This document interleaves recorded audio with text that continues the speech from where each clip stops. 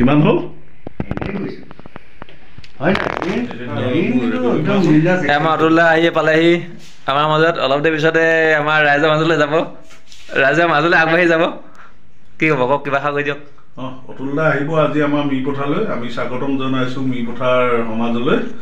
অতুলদাই আজি বিৰাট ধুনীয়া এটা ৰাইজক উপহাৰ দিব মই কি দিব মই নাজানো কিন্তু মোৰ প্ৰিয় সাংস্কৃতিক থলী অসমৰ বিভিন্ন প্ৰান্তত ঘূৰি ফুৰোঁতে আটাইতকৈ মোৰ প্ৰিয় সাংস্কৃতিক থলীটোৱে হৈছে সোণাৰী কাৰণ সোণাৰীৰ লগত মোৰ দীৰ্ঘদিনীয়া সম্পৰ্ক ছাত্ৰ সন্থা যুৱ ছাত্ৰ পৰিষদৰ আৰম্ভ কৰি বহু প্ৰতিষ্ঠানবোৰ মই আগতে আহিছোঁ গোলাঘাটৰ এই চাউলুক চুকাফাৰ দিনতে মেডাম মেফিৰ দিনতে মই গোলাঘাটৰ বঁটা প্ৰদানৰ অনুষ্ঠানটো মোক মাতিছিলে আৰু ছাত্ৰ সন্থাৰ বিভিন্ন অনুষ্ঠানত মই ভাগ লৈছিলোঁ ইয়াৰ আঞ্চলিকবিলাকত লৈছোঁ তাৰ উপৰিও বিভিন্ন বিহুতলীত ইয়াৰ মোৰ ভাতৃসম বন্ধুবিলাকে মোক আমন্ত্ৰণ কৰে তেওঁলোকৰ আমন্ত্ৰণ উপেক্ষা নকৰি মৰম চেনেহ আদৰি মই আহোঁ ইয়ালৈ তেওঁলোকৰ মৰম চেনেহ ওলাই ক'ব নোৱাৰোঁ সেইকাৰণে মই কেতিয়াবা ক'ৰবাত কওঁ যে মোৰ প্ৰিয় সাংস্কৃতিক থলী সোণাৰী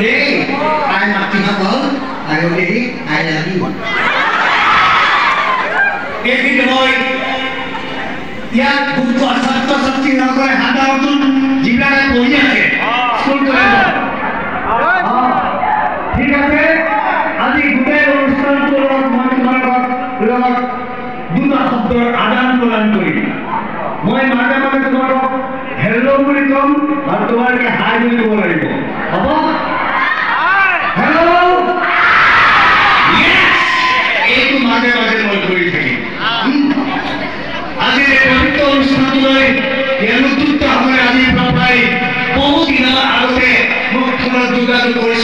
আৰু কৈছিলে যে অতুলদা মোৰ যিমান অসমৰ চুকে কালে শদিয়াৰ পৰা দূৰলৈ ঘূৰিছোঁ মোৰ এটাইতকৈ প্ৰিয় সাংস্কৃতিক থলী আপোনাক বৰ মানুহে ক'বলৈ পাইছোঁ সোণাৰী চৰাইদেউ ডিষ্ট্ৰিক্ট কাৰণ সোণাৰী মই অজস্ৰ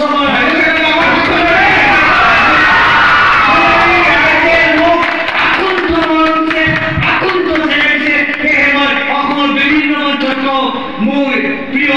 সাংস্কৃতিক অনুষ্ঠানৰ থলী হ'ল সোণাৰী চৰাইদেউ অতি মোক ফোন কৰিছিলে যে অতুলদা আপুনি আহিবনে আৰু তেওঁলোকৰ সেই অনুৰোধ প্ৰত্যাখ্যান নকৰি একেভাগে আজি দিনটোত এই পবিত্ৰ তাৰিখত এই পবিত্ৰ অঞ্চল আহিবলৈ মই তেওঁলোকক কথা দিম কিন্তু কথাবিলাক কি হ'ব মই কথাবিলাক চব পাহৰি যাব তেতিয়া কিমান ধৰিব ফোন নহয় কাৰণ ধৰিছোঁ মই সঁচাকৈ পাহৰি যাওঁ পাহৰি কেনে ধাম ওপৰত মাল নাই যে কথাবিলাক চিনি লৈ গুচি যায় বাপে যোৱাকালি হঠাৎ মোৰ শ্ৰীমতী মোক মনত পেলাই দিলে মোৰ অৰ্ধাংগিনী মোৰ কলিজা খাওঁ মোৰ হৃদপিণ্ড মেৰা দিল কা টুকৰা তেওঁ মনত পেলাই গ'লে কোনোদিন কাইলৈ সোণাৰীৰ সেই নিৰিপথাৰৰ যুৱকসকলে আৰু ৰাইজে পবিত্ৰ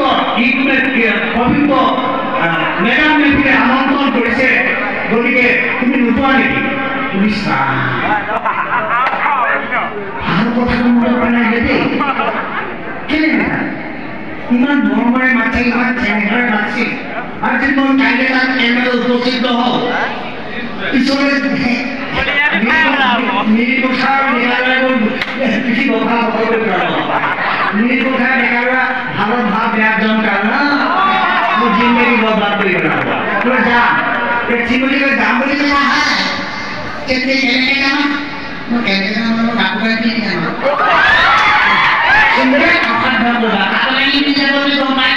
তুমি অলপ ভালকৈ যাবা কাৰণ মই শুনিবলৈ পাইছোঁ নিৰিপথাৰ ৰাইজ বৰ শিক্ষিত জ্ঞানী আৰু বৰ সচেতন তুমি পৰিষ্কাৰ হৈ যাবা তেতিয়া মোৰ সাধাৰণতে ৰাইজ মই বৰ পৰিষ্কাৰ নহয় ৰাইজে বহুদিনলৈ নেকাটো কাপোৰ কানি ধুই মেলি চিঠি নকৰোঁ ডাইৰেক্ট চুইটকে কিনিয়েই দিওঁ আৰু ফনিয়াবলৈতো ওপৰত নাই এইকেইটা মোৰ শ্ৰীমতী অকণমান চেণ্টিমেণ্টেল কাৰণ শ্ৰীমতীয়ে মই ভয় কৰোঁ ভয় কৰিব কাৰণে শ্ৰীমতীৰ স্বাস্থ্য ভিতৰত ডবল মানে মোৰ ওজন 51 আৰু শ্ৰীমতীৰ ওজন 91 শ্ৰীমতী এটা ধমকি মোৰ দিছে যে এটা বুজাই যায় এটা ধমকি মোৰ হাই প্ৰেছাৰ ল' হৈ যায় প্ৰেছাৰ হাই হৈ যায় শ্ৰীমতী ধমকি চমকি খাই সন্ধিয়াকৈ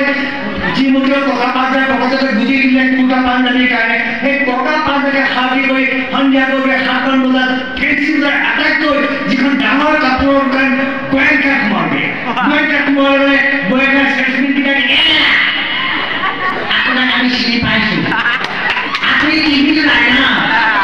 আপুনি টিভি বৰ ফটোৱা কৰে আপুনি বৰ ফটোৱা দেই কি লাগিব কাইলৈ মিলাম নেকি সোণাৰীত যাব লাগিব বৰ ভাল জেগাত যাম এতিয়া কুৰ্তাৰ পাঞ্জাবী চোৰ লাগে নহ'ব দাদা আপুনি ভাবকচোন সেইবুলি মোক কুৰ্তা পাঞ্জাবী দেখুৱাই আছে এইযোৰ দেখুৱাই আছে নাই মোৰ পচন্দ হোৱা নাই এবাৰ পচন্দ হৈ গ'ল কি কালাৰ পাঞ্জাবী তাকে দুটা বজা আহে তাৰপিছত মই পাঞ্জাবী পিন্ধি চাওঁ ঠিকে আছে কুৰ্তাটো পিন্ধি চাওঁ কুৰ্তাটো মোৰ ভৰিটোতকৈ 3 হাতমান দীঘল আমাৰ ৰুমকেইটা আটাইকেইটা ৰুমত এপাক ধুই দিওঁ নহয় বেলেগে গাৰু মাৰিব নালাগে বিজুলী স্কিলিং হয় নাই হয় বিজুলী স্কিলিং যদি হয় তেতিয়া ইয়াৰ পুলিংগৰ নাম কি হ'ব পুলিংগ এই বম্পাৰ কাৰণে তোমাৰ আনচাৰটো কেঞ্চেল হৈ গ'ল আচলতে বিজুলীৰ স্কিলিং পুলিংগ হৈছে বিদ্যুৎ হয়নে বাৰু বেগটো বৰ ধুনীয়া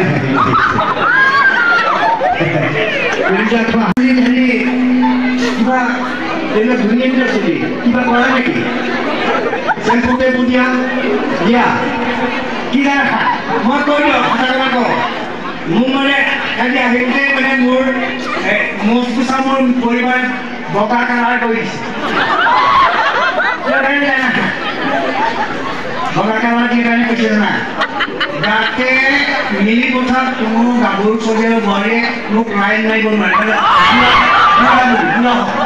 বুঢ়াকে বহি ডেকা হৈ গ'লে চলি লাইন মাৰিব আৰু মোক শ্ৰীমতী কাঢ়ি দেখা তোমাৰ নামটো কি কি নাম কিহত পঢ়ি আছা ফাৰ্ষ্ট ইয়েৰ তোমাৰ দেউতাৰ নাম কি চিত্তৰঞ্জন হাজৰিকা এনেই পঢ়ি নাচনি তাতে চিত্তৰঞ্জন হাজৰিকাৰ ছোৱালী দিয়া বাৰু যি নহওক এইবাৰ মই আহোঁ এই জেনেৰেশ্যনে ইলিলো